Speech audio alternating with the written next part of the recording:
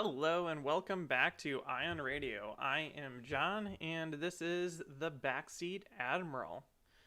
For anyone that's in chat, if you could just give me a comment and let me know if my sound is working right. It looks right to me, but I just want to make sure before I start talking too much. So, today is Monday, December 20th. And we're going to be talking about Season 3, Episode 3 tonight. So, hope everyone is doing well out there. Sounds good? Hey, how's it going tonight? Thank you very much. Okay, so tonight's backseat, we're going to be talking about our two fleets that we Ken and I used the other day. And honestly, I don't really know if there's much that we would change in our builds, like as what we upgrades and things like that. Like we both kind of have pretty streamlined, this is what our fleets do builds. Objectives, maybe I'll talk a little bit about Ken's objectives. I still don't think I would change him for him, because sometimes you just run against a bad matchup and that's what it is. So I decided to play tonight with the Emperor. I enjoyed playing him when we did, I think this is before we switched to the seasons. We played the Emperor vs. Emperor game, and that was a lot of fun, and if you haven't watched it, you should go back and check that out. So I had some ideas that I wanted to try with this, so we'll just go ahead and jump right on into things. So we have two practically squadronless builds that we had. So I have two giant Star Destroyers, two small Gazanti support ships, and then two ace squadrons to just keep fighters off of me for like a turn or two. So first ship is an Imperial Star Destroyer Simoon 1 refit with the Emperor himself on board commanding it.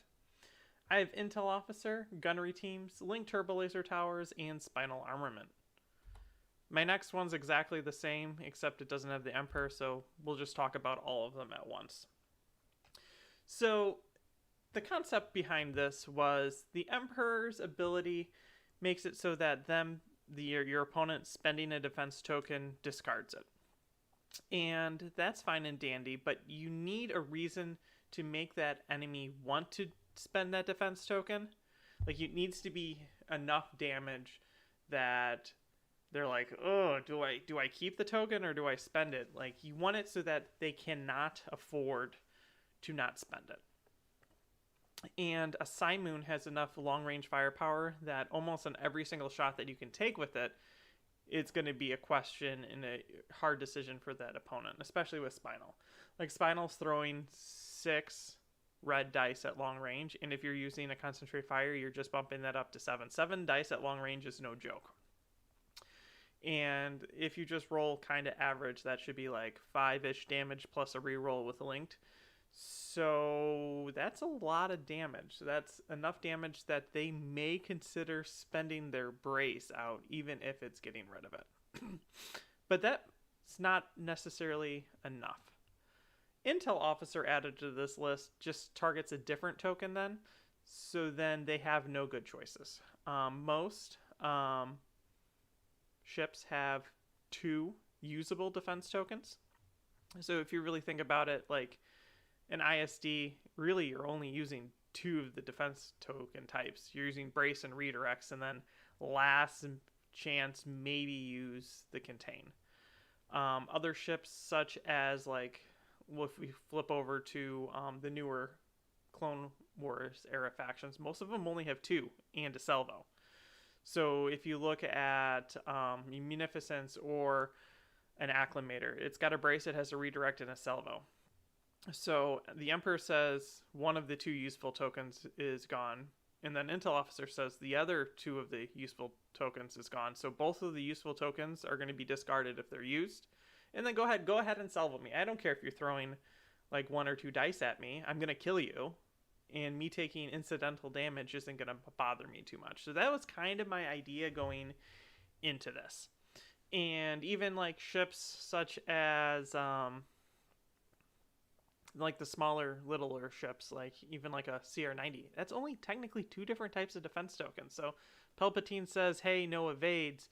An intel officer says, hey, I don't think you want your redirect, and you still blow up. So this fleet is tuned to kill that. It's tuned to kill bigger ships quickly, because that first round of attack, if you spend out all your defense tokens, now you don't have any defense tokens for the second turn of attack. And you probably don't have enough firepower to take down a Simoon in 1 turn. Like, that's kind of a challenge. But this is enough to, if I don't kill you in 1 turn, I have stripped all your tokens in 1 turn, and then we go to the next turn, and then you're dead. So I'm not going to be relying on defensive retrofits like a lot of the other ISDs. Like an ISD2, I feel relies a little bit more on the defensive retrofit slot. But for this, with the Emperor, I can ramp up my firepower strong enough that I can just wipe you out.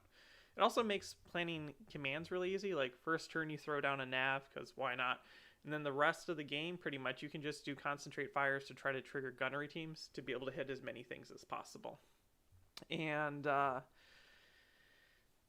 leads us to the next 2 ships, which are just Gazantes with CommsNet. So whatever token I need to do whatever I need to, if I need to jump up speed, if I need to move some shields, or if I need to do a concentrate fire, like, you can maneuver it with the 2 Gazantes. And each Gazante then can basically have its own Star Destroyer that it's supporting. So let's say if I know for a fact, like, coming up in a couple turns, I need to switch over to engineering to stay alive, or I need to switch over to navigate to stay alive, I can then use the Gazante to throw myself a concentrate fire token so I can still be gunnery teaming and then being able to do other commands. Like, it's very versatile to just keep it alive. And sometimes throwing just some blue dice is really, really, really useful with the Emperor. Because if it's on a turn that, hey, you can't use your redirects and you have no shields, and I'm throwing, like, blue dice crits into you, that's funny. Because you're not going to spend the token. It's just, like, a really poor choice to do that. The rest of my fleet is 2 fighters, and it's just Sienna Ray and Valen Rudor, and they are just there to hold off fighters from killing me. I don't care if they die, they're 30 points. My goal is to kill off all the enemy ships. Fighters don't matter. Even if you're a bomber heavy list, like, I just let you come into me, maybe get a turn off, then I throw my fighters in the way, so then they're in the way, and then I just gun down your carriers. And your carriers are going to go down really fast. And a lot of people don't realize this, but Palpatine also works for fighters. So if it was a bunch of fighters and you had, like, scatter aces, I could use a command from like a Gazante to command both my fighters for 1 turn, aim scatter, jump in, hit your scatter aces, discard all the scatter, and then you're going to die to counter eventually. Like, you can use the Emperor with this to make sure that you can control the fighter game for, like, 1 or 2 turns. But that's all you really need. I mean, I think our game technically lasted to turn 5 because we decided to call it because Ken's ship was going to run into me and I was going to kill it, being first player. But, like, even with fighters, that means there's less ships for my 2 big ships to hunt down, and ISDs can maneuver quite quickly at speed 3. So that was kind of the thinking behind my fleet. I enjoyed playing the last game that I played Palpatine, which is odd because usually Palpatine's just canon, folder fodder because he's terrible, but you can actually get some decent use out of him, but your whole fleet has to be designed around it. You just can't, he's not like one of those commanders like you build a fleet and you're like, oh yeah, he works. No, you need your whole fleet to be synergized around this one idea, and it either works or it doesn't, and will either work spectacularly or fail spectacularly. I don't think this is a good enough fleet to bring to, like, a major tournament and face, like, super meta lists, because it would still get annihilated by Onagers just like everything else. But it was at least fun for, like, casual play, like just throwing down with a friend, like, hey, I'm gonna bring the Emperor, and it's gonna be Star Destroyers, and we're gonna roll a bunch of dice and be done. So let's take a look then at Ken's fleet. Ken has a bunch of hard cells and a recusant. So he has a recusant class light destroyer with Kraken, Watambor, veteran gunners, flak guns, external racks, linked turbo laser towers, and Patriot's Fist. I don't think I would change really anything on this.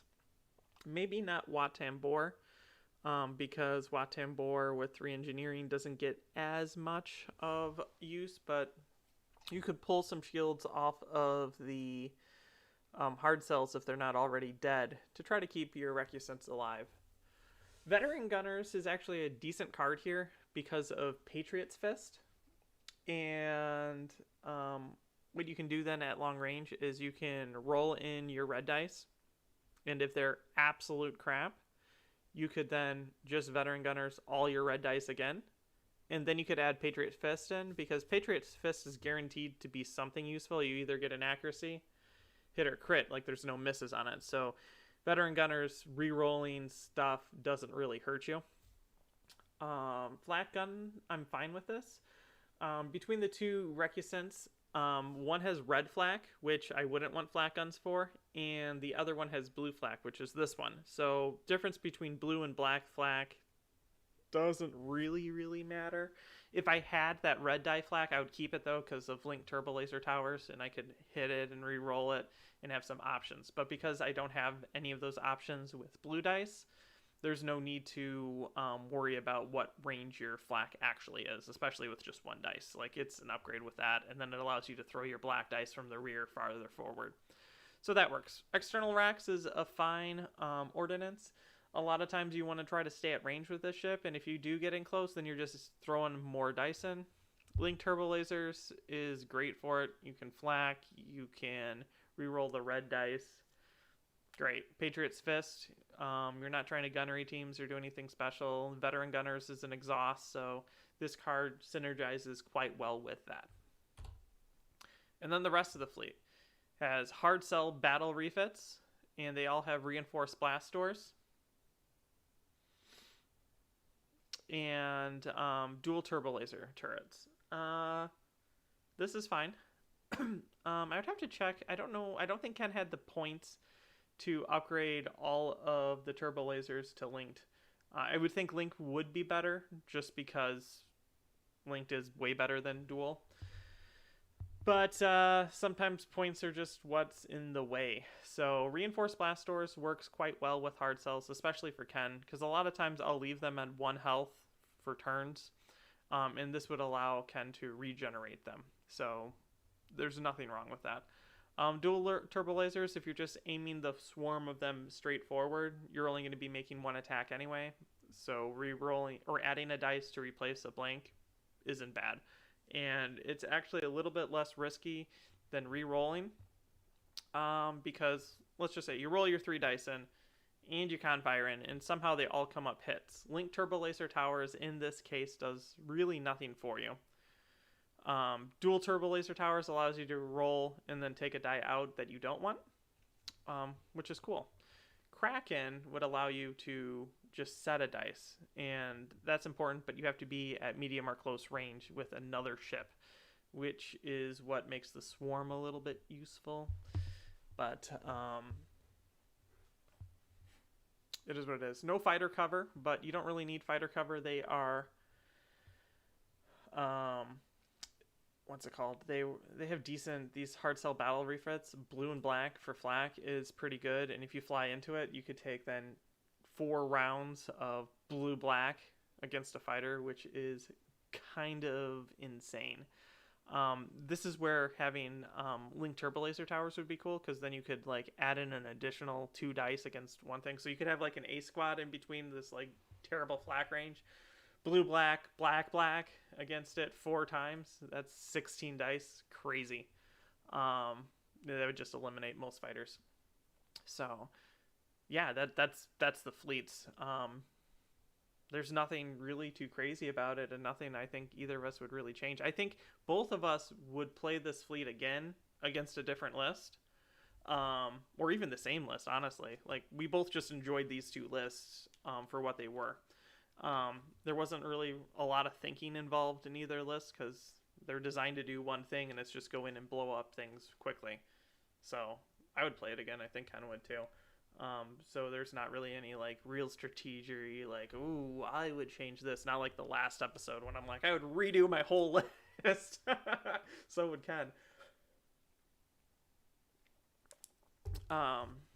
So that's about it. Let's now jump over to objectives, and we'll talk about the objectives and why. There was a lot of comments on our video itself about how Ken shouldn't have had this objective, but I understand why Ken, I just punched my microphone. I understand why Ken chose his objective, and as long as you don't face like a crazy weird fleet like mine, it would be fine. But there would be another option that he could have chosen that might work better, but I'll go over that. So opening salvo. So for his fleet, yes, please. That sounds great. Well, let's do that. None of his ships have salvo, so he has none of that, or none of his main ships, like all of his hard cells have salvo, so he doesn't have that. He gets to not use it. So he gets to just add 2 dice in at long range. So he has 4 ships, so that would be a total... I'm sorry, he has 5 ships, but like I'm honestly thinking the hard cells are up front, you know? So all the hard cells then get to add 4 extra dice. You're going to be hard-pressed to find a fleet that will really want to take opening salvo against his fleet, because the possibility that you have enough ships to outgun that is not probably too good. And honestly, Ken, even being second player, he probably won't be adding those black dice in. He would probably just add red because he's crazy. And then, you know, Kraken says he can set them if he's at closer range, and dual turbo laser allows him to reroll a bad dice, so he could be getting up to 3 plus concentrate fire plus that. So each one of those is throwing 6 red dice. That's a Simoon front firepower with a reroll in it. That's insane. And so 2 rerolls technically, because the dual turbo laser towers allows you to reroll, and then Kraken allows you to set. So 6 red dice at long range on that opening salvo per ship. So that means just the hard cells are throwing theoretically 24 red dice at you in 4 volleys. Crazy. Never in a million years would I pick that. That's just sounds terrible. Then you have Fleet Ambush, and I'm going to skip over that one, and we'll go to the last one, and it's Salvage Run.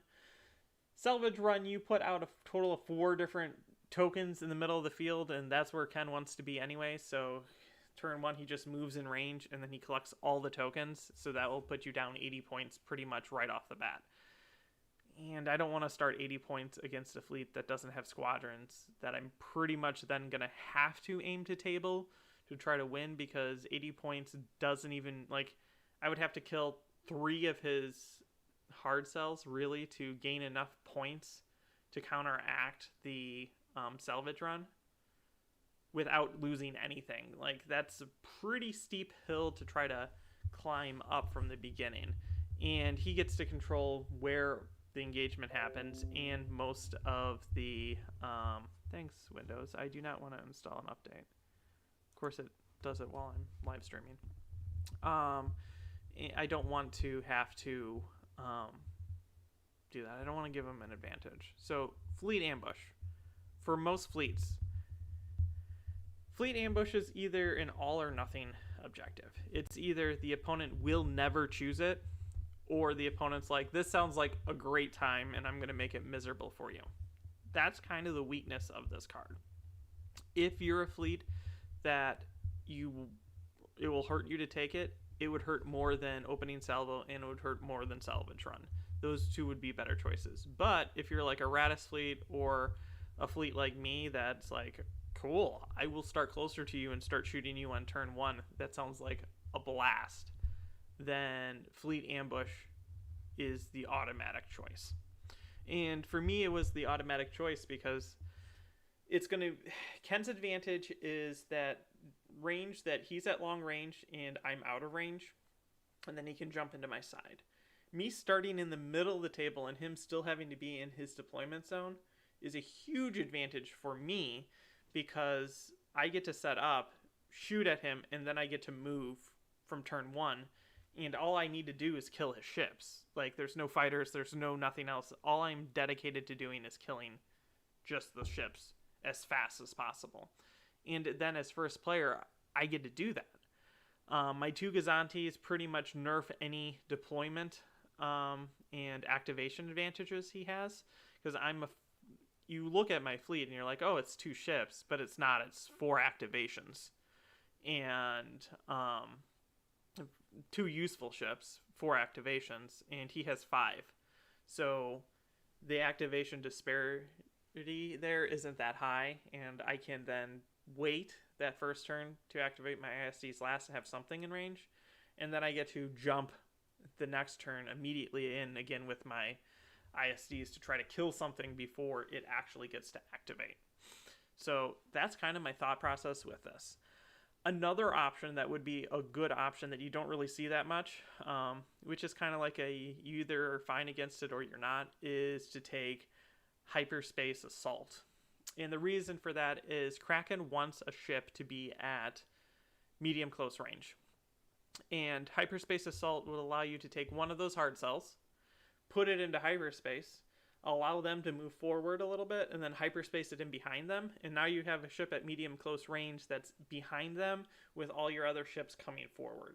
I think that would probably be a better objective, and I probably wouldn't have chosen that because it would have been a really hard choice, and then we probably would have just gone for salvage run and me attempting to try to table Ken hard because his ships would be all in the middle of the table and I would just come in on either side with my ISDs and try to gun them down and fly my Gazantes into the middle trying to steal a token, but probably wouldn't be able to. So that would be the game plan there. Still would never choose opening salvo. That's a mistake. But hyperspace assault would keep me from picking fleet ambush, obviously, because it's the same type of card. So I might swap that out. That would probably be the biggest change I would recommend for Ken's fleet. And then for myself, I don't think we really talked about what my objectives were. Let me go over them real fast because they're cruel and unkind. And they're probably just my generic ones. Yep. I have most wanted because I would like to add extra dice against your ships. And here's a Gazanti that I would feed to you for, I don't care if you kill a Gazanti. Then I have contested outposts because I would have 2 ISDs being able to sit on it or a Gazanti. And then Solar Corona because I would love for you to set up all your stuff first. And then your accuracies mean nothing against me when I don't have a defensive retrofit. So those are my 3 objectives and I wouldn't change any of them. So I'm going to go to comments. So if you guys have any comments or thoughts on any of this, let me know.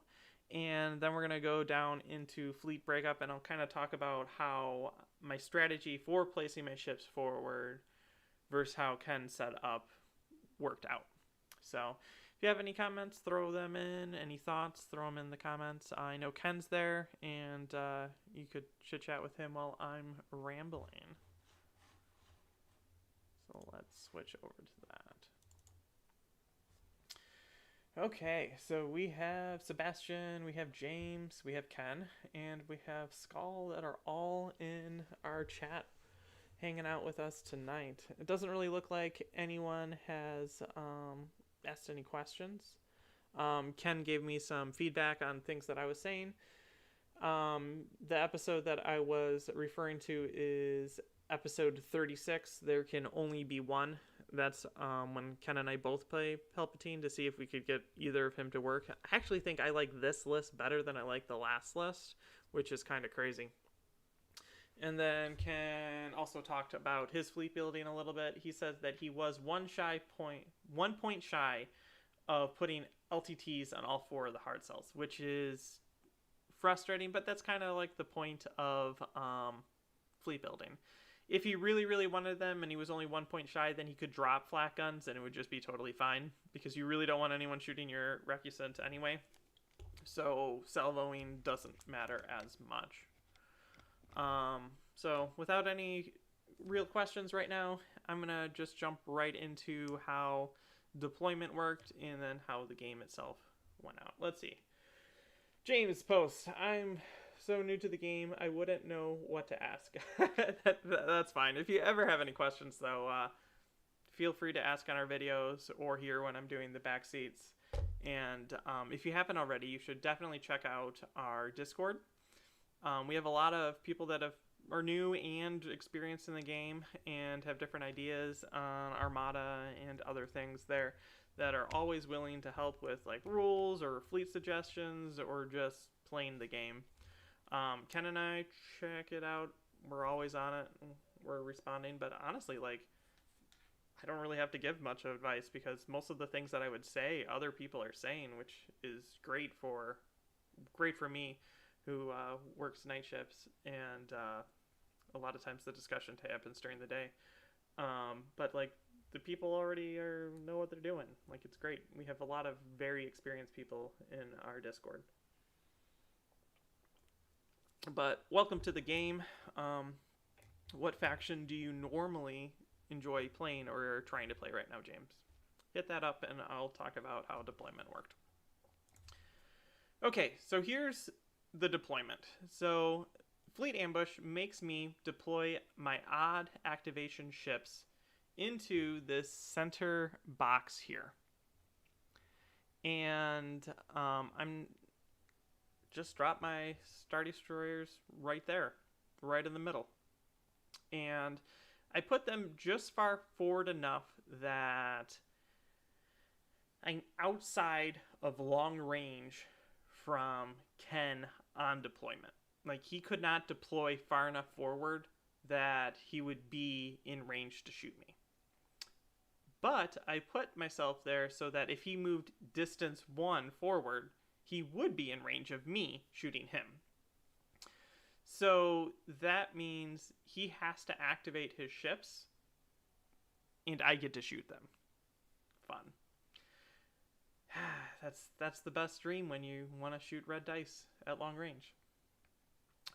So I could just activate my 2 Gazantes, passing out tokens before, and then Ken has to activate 2 of his ships before I have to activate either of my Star Destroyers.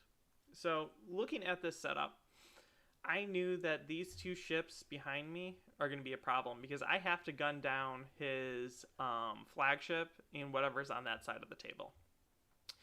And because it's just like that point, like I was talking about with salvage run, I would be 80 points down. My 2 ships are worth significantly more than anything. So if Ken's able to kill a single one of my Star Destroyers, I have to table him. Like that's just kind of how the points work out. Ken's flagship isn't worth all that much, so even if I kill it and I lose a Star Destroyer, I still lose. So at this point, I have to kill most of his hard cells and that flagship, or just not have anything die and kill some stuff. So I have to aim to try to table him. So these 2 ships concern me. So I need to deal with this side of the table so that these ships are not relevant, or I can use my side shots and my rear shots to take them out, which is going to be a challenge, especially with those reinforced blast doors. That did not work. So turn 2. I do this, it seems like a risky play. I drop to speed 0 with my Star Destroyer that's closest to his fleet. And the reason why I did that is I knew that I get to activate first. And if I stayed right where I'm at, I won't be shot because I'm already out of range. So if I were to have moved forward, his flagship and his 1 hard cell would have been able to shoot me. And I don't want to take any free damage because Ken's mainly a red dice build like me. It doesn't matter what range I'm at, I'm getting hit by the same amount of damage. So I held my ship back knowing that I could activate it first. And that saved me some damage. And if you, when we get to the end and you see how much health is actually going to be left on my Star Destroyer, I think that's the only reason it didn't go down is because I took that risk to not jump it forward and avoid some damage that first turn. I also have this idea of how I talk about it a lot, like giving choices to your opponent. Like you want to give them hard choices and bad choices. Armada's not necessarily won by making good choices. It's it's winning by making less bad choices than your opponent. And the more times you can give your opponent bad choices to choose from means that more than likely you're going to win that game. And that's kind of what I did here. If you look at this, Ken definitely wants to kill my flagship. So I gave him a shot at my flagship knowing that I'm going to be out of range and out of arc of his the next turn. So that ship can take a significant amount of firepower and be gone. And then I leave my ship that's currently safe behind, and then he can shoot that instead. And he doesn't have enough turns then to kill both, because he will be out of position to kill either. So from deployment, that was my plan. Scoot around, switch which he can be able to target easily so that they can stay alive. Tossing defense tokens doesn't matter for me, because I think I end up tossing like some defense tokens with my flagship right away. And usually that's a difficult choice, but for me, like, I'm looking at it, I'm like, I'm going to be fine. I won't be attacked. It won't be the primary target for the rest of the game. So me having defense tokens, if I'm not going to be hit, doesn't matter. So I might as well use them to mitigate the damage now. And this is what I was talking about. You can see I deleted those. Me pointing at a screen doesn't help. Let me use my mouse. I deleted these hard cells that were here. I mean, to be honest, there's 2 hard cells sitting almost at medium range at this point of the front of 2 Psi Moons. They're going to die, especially with Palpatine and Intel Officer making sure that they won't have tokens for that follow-up attack. What I'm worried about is these 2 hard cells that are now in my rear arc that could just follow me, because they have the speed and they have a decent positioning, and red dice at long range suck. So those are the 2 things that concern me. Ken has maneuvered his Recusant kind of in the side, but you can kind of see at this point what I mean by this was Ken's primary target at the beginning. And now my mouse froze. This ship is going to be his primary target now, because this ship's going to be gone. It's going to be moved over here, and he can take like a long range shot out the side. Okay. Or he could start shooting at this. And this seems like the more inviting target, because this wouldn't be enough damage alone to kill it, but with the combined forces here, he has a better chance of killing this ISD, even though that ISD has full health. Because these ships at this point won't be able to get into range ever of my flagship, because it's going to be scooting around this edge. My War Gazantes, as I like to refer to them, are now moving into range, and they can keep passing tokens, or they do what they did in this, and they just switch over to throwing blue dice that are annoying because of Palpatine at ships. And like, I was shooting into, Ken had redirected and had no shields here, so I'm shooting into his side with no shields. It's free hull damage, because you're not going to spend a redirect that you have to discard to redirect 1 damage. That's dumb. So it's just a lot of hard choices, and 1 dice attack for hits are really, really annoying. It's almost as, like, the most annoying attacks in the game are 1 damage and 2 damage, because you don't want to spend the brace to reduce 2 damage, especially when you know, like, you're going to get hit by a front arc of a Psi Moon, and you don't really want to use a redirect. Like, those are so irritating, and the Gazantes coming in the rear being useful ships to just plink damage in is kind of funny. Next turn, you can see I've very much so moved my ship to protect my flagship, and there's no good shots, but my flagship actually has a front shot against the Recusant. And plink damage, I've taken out another hard cell. This ship is now hurting. It's really, really hurting, but I get to control where I activate and how I move. So this is kind of near the end of the game. Can't kill my flagship. This ship is hurting, but like I was talking in fleet building, I had started to already transition, because I knew that in my front arc isn't going to be enough ships to use concentrate fire anymore, especially after destroying those 2 hard cells. Everything's going to either be in my back or my sides, so I can transition away from concentrate firing into engineering to keep the ship alive. and then I could throw tokens if I really, really need to do a confire to use gunnery teams. So it's one of those things when you're looking out over the game, planning ahead and knowing theoretically how much damage and what will be where to do your commands. I think Ken and I called it there. And the reasoning was when this ship ended moving, I had a double arc into the front of this hard cell, and I was able to move shields to a place that would keep it alive. So I just needed to roll kind of average over here to do damage to it, and then I would move, and I would either be out of range or just in range for him to take one shot, and that shot wouldn't be enough to puncture through and kill me. And then this ship could then activate, more than likely with another double arc if you look at where it is, and it would be able to finish it off, or we just wait to the next turn and I just finish it off with, again, I get to activate first. So we decided just to call it there.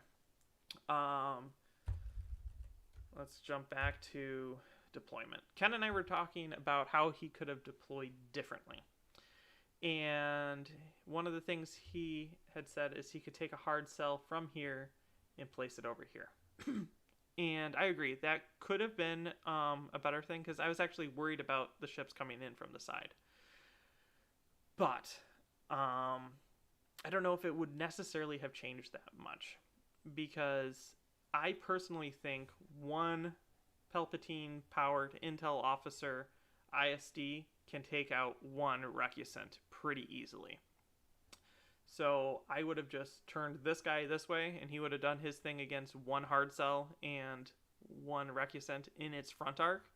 And then this one would have turned this way, and it would have annihilated 3 hard cells. And there would have been no focusing a fire effect then for Ken, because I would have just been boom, boom, boom, boom, boom, and it would have been the same thing. But if we look at this, and we look at it from would Hyperspace Assault, you could just drop your Hyperspace Assault tokens around this edge. And then I would have had it been deployed here. And then Ken would have been able to just drop right in my rear one thing, and then all of his ships could have been straight ahead, and we could have just joust. Jousting this fleet's super dangerous because you want him to be able to maneuver into the side, and that's why I have the objectives I have, because you won't be able to not joust me. So that's kind of the build up. So let's look at the end of the game.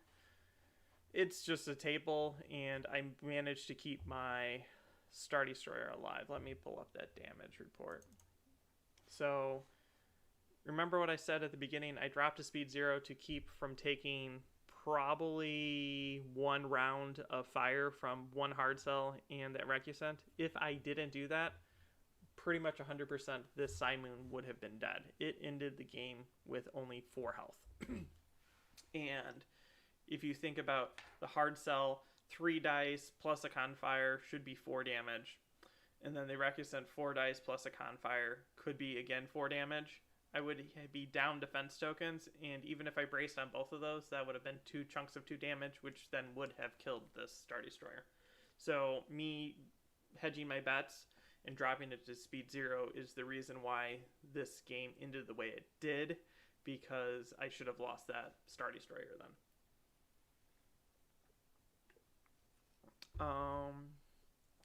Besides that, I don't really have any other real comments or thoughts on that. If you guys have any questions, you can go ahead and ask them. I honestly think this was pretty much just a straightforward battle. I like the build I had. Ken likes the fleet he had. We both have very sound reasoning for what we put on the ships, and both of our objectives were thought through. So I wouldn't change anything, and that doesn't happen very often. I would just kind of leave it how it is. I think both of our fleets have definitely a weakness, and for me it's fighter lists, but that's why I have Ray and Valen to just move in and tie things up while my Star Destroyers fly probably speed 3 through things and try to get to carriers. And I honestly think Ken's fleet doesn't do well against specifically big ships like this that can kill 2 of his things at the same time. This and like a Super Star Destroyer build would annihilate them.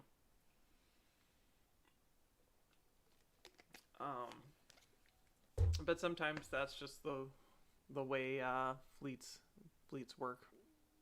So let me look at the comments. So James, you play Empire, and my son plays Rebels. We primarily only have the starter box.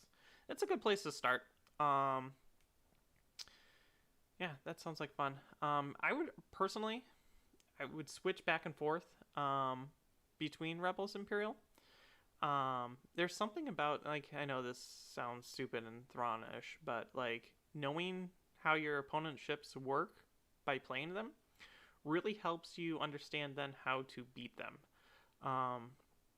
Because sometimes, like, especially as an Empire player, when your ship's like, I'm moving as fast as I can, 1 speed with 1 turn, sometimes the Rebels throw down, I'm going speed 4, and I'm like hooking it way over here, and you never expected them to do that because you didn't know that's something possible. But if you play them a couple times, then you get the feel of how their ships can move, and then you can predict better where they'll land. So starting off, play both sides. It's fun. Skull, how often do you think building this list with 4 deployments instead of the usual 2 ship plus a Gazandi setup is actually more beneficial? It feels like these days have been very different with 3 deployments. Yes, so that's actually something that I talk about a lot, and how each faction actually has pretty much a set range for how many activations they have. So for the Empire, a lot of times the Empire falls between 3 and maybe 4 activations. The Rebels fall between 4 to 5 activations. The Republic falls between, it's a little bit wider for the Clone Wars eras. It's between 3 and 5 because they're kind of like a weird mix between the 2 factions. But for the Empire, it's definitely around 3. And the Republic's usually 3. But the reason why I want to have the 2 Gazantis for 4 activations, even if I end up giving someone a pass token, is because the Gazantis can feed both of my Star Destroyers tokens. And that's pretty much it. I could probably double up on some other upgrades and things like that, or a little bit of a heavier fighter screen, but I think it's more beneficial to have the Gazantis to make sure I can feed nav tokens or concentrate fire tokens to my ships to make them do exactly what I need them to do than having 1 less activation. So hopefully that answers your question.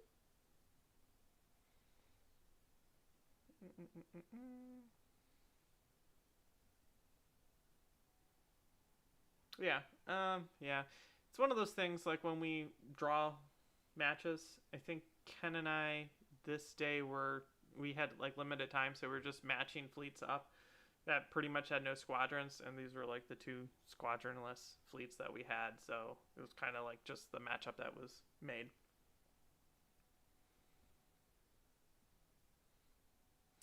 So James asking where I start with fleet build ideas. So I'm a fleet builder. That's what I enjoy most about the game. And I usually start with an idea. And that idea varies a lot. Sometimes I start an idea from, I would like to use this specific upgrade card. Or I would like to use this specific commander. Very rarely do I go with, I would like to use this specific objective, but that sometimes happens, but that ties more into other upgrades, because those upgrades that you want to use, a specific upgrade card, have a whole build that are pretty much have to be there, and a lot of them are tied to the interdictor, to be honest. Because the interdictor can control the battlefield, and those objectives require you to control the battlefield. But, for example, for this list, I started with, I want to use the Emperor. Emperor Palpatine, his ability forces the opponent to discard command tokens. And like I was saying at the beginning, to do that, you want to be able to do enough damage to the opponent that they have to make the choice to discard that token or take a significant damage. So for that, I came in then with the Psy Moon was the answer to that, because it's the ship that at long range can do the most amount of damage. And then when you build out the Psy Moon a lot of times outputs Spinal, because you want to be doing long range red damage, and that will allow you to add a red dice to your front and your rear arc on every single attack, so that's good. I want to be able to maximize how many times I can shoot. Gunnery Teams then goes on it, because then I can do that long range red damage twice. I have no rerolls yet, so Link Turbo Laser Towers goes on it. A lot of times I'll use XI7s, but Palpatine's going to discard your redirect if you use it, so XI7s doesn't really matter. So we put then Linked allows me to do a reroll. And then because Palpatine's already making you discard tokens, I go with Intel Officer, because that's now 2 ways to make you discard tokens at the same time without me actually doing anything. I just roll my dice, don't look and say Intel Officer, the one that Palpatine's not doing. Then I look at my dice, I'm like, oh, okay, and then you take 6 damage. So this fleet kind of built itself. And then I will eventually get to how I do objectives. It's just life's been way too busy for me to do that. I know I've been promising. It's going to be a New Year type of video. But like, I want to control where we deploy. Most wanted, you don't want to pick against me because that's just free extra dice at long range, and you can have fun shooting at a Gazanti. Not fun. Contested Outpost says, I'm going to play here, and if you don't come here to play against me here and let me shoot you with all my big ships, I get 120 points. And even if you do come here, I'm going to still shoot you, and I still get 120 points. Great objective. Then Solar Corona says, you can set up however you want. I will directly counter your setup with my big ships that I'm going to come in and shoot you with. And you probably won't be able to use any accuracies against me. That's how I built that fleet. That's how I actually built most of my fleets. Like, I just come up with an idea, or specifically for this season, Ken and I split up the commanders. So I would start with the commander, and I build, how would I build this commander? Blah, blah, blah, blah, blah, and just fill it out. So that's how I build fleets. But that comes from experience and experimenting. And that's highly how I recommend playing, especially if you're just playing against your son. So there's not as much like, oh, I'm going to a store and I'm competing or anything like that. Just build what you want and see how it works, and then just make adjustments from there.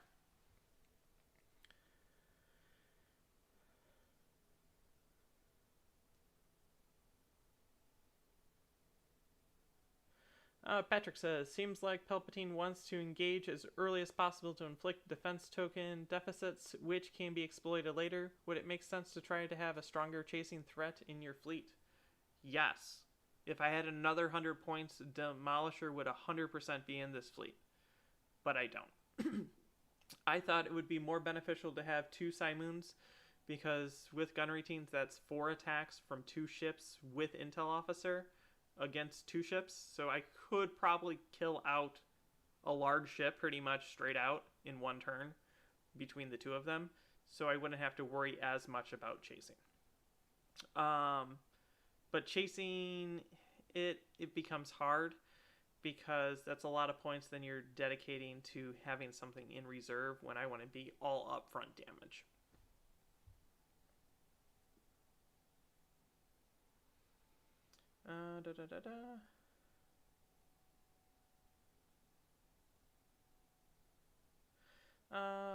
Gall says odd activations would also put only 1 Simoon in the middle.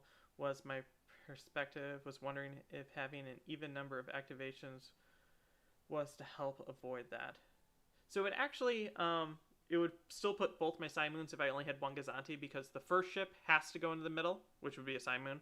The second ship has to go out, which would be a Gazanti, and then the third ship in my activations being odd would have to be in the middle again, because it's on odd activations that have to go in the middle. So it really wouldn't have changed how I would have set up. I would have just had 1 Gazanti in the back then for both of those ships.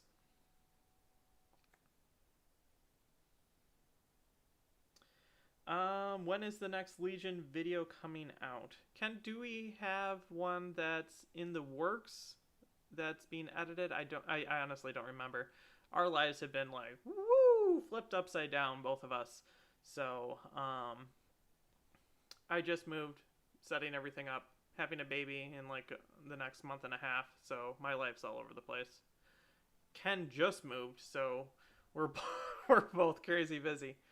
But I'll let Ken get to that. January. Okay, cool.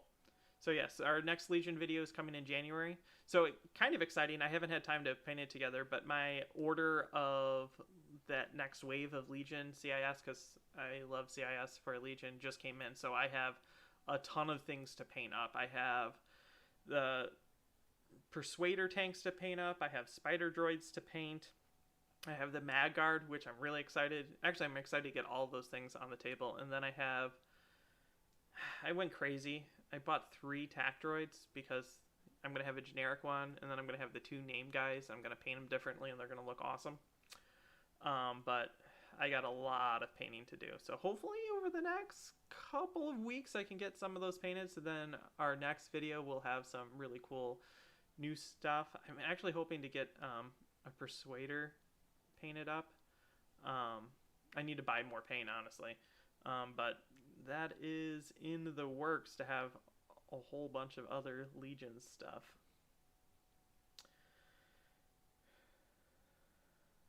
Yep, basically that's exactly what Ken just said. So I'm going to probably start wrapping up the video. It's been fun. I enjoy talking with everything. Sadly, well, not sadly, I'll miss doing this next week, but the reason why is we're gonna skip the next 2 weeks of really releasing videos because of the holidays. Because our normal release dates is gonna land like right on the holidays, and Ken and I are like, let's just spend time with our family. You guys can spend time with your family, and then we can come back together in January and jump right back into things that week after New Year's. And so we're going to be taking the next 2 weeks off. You can use that time to catch up with all of our old videos and all of our old backseats. I'm going to use the time to try to catch up on some editing and things like that, and Ken's going to be moving. So it's all going to be busy, but it's all going to be good. We still have a lot of plans for the future. January, February, March, April, completely planned, almost completely filmed for Ion Radio. We are finishing up. We actually have all the fleets submitted for our March Madness tournament, so thank you for our Patreons who had first shot at that, and then our lovely community that I think in a matter of like 6 hours we got like almost 20 lists submitted, which is insane. So thank you very much. Ken and I have to sort through them and make sure there's not really double commanders and things like that, and then we're going to seed the tournament and get that rolling. We're both very excited to do this year's Madness. Honestly, Madness doesn't get as many views, which is disappointing as our normal videos, but it's something that Ken and I both really, really enjoy, and it's something that we think our community as a whole really, really enjoyed last year, so we're making sure to do it again this year. So we're excited about that, and I don't know, I'm not going to really talk that much about it, but the company that owns Armada, which owns the company that owns Armada, so AMG's parent company, Asmodee, was bought out, I think this last week, by a gaming company and not like a for-profit corporation that sells it, which is what happened the last time. So I'm hopeful maybe we start hearing some news about things getting pushed forward with Armada, hopefully soon. I know there'll have to be a transition period, but I'm hoping that next year we actually get some positive Armada news. That's just me guessing. That's me just hoping that we hear some positive news, but it being bought out by a game company, I think that might be a good direction for the game, or at least not the worst news that could happen for the game. So, let's just make sure no one else has said anything. It's just Ken. Yes, Ken is right. The Madness actually gave us a bunch of good ideas for lists, and that's one of the reasons why we enjoy it, because Ken and I are kind of trapped in this world of I face Ken and Ken faces me, so our ideas are almost limited to what we are. And while we do have a lot of ideas, it's sometimes interesting to see someone from outside of our local meta of 2 come up with something crazy, and we're like, oh, that's kind of cool. I could make that work. So Madness is a lot of fun for us. So this is going to be the last video that I do backseat wise for this year, so I want to give a big thanks out to all of our friends and all of our viewers. From me and Ken to you guys, this has been a great year for us. I hope you've enjoyed it on the ride. We've done a lot of different things. We've started new programs like Backseat. We've started finally to get into Legion. We have a bright future ahead of us with more Armada, more Legion, Battletech. We have some other things that were in the works that we hope that you guys will enjoy. So from Ken and myself to you and your families, we wish you a Merry Christmas, a Happy New Year, Happy Holiday, and we will see you next year. Thank you very much for watching. I'm John, this is the Backseat Admiral, and you've been watching Ion Radio.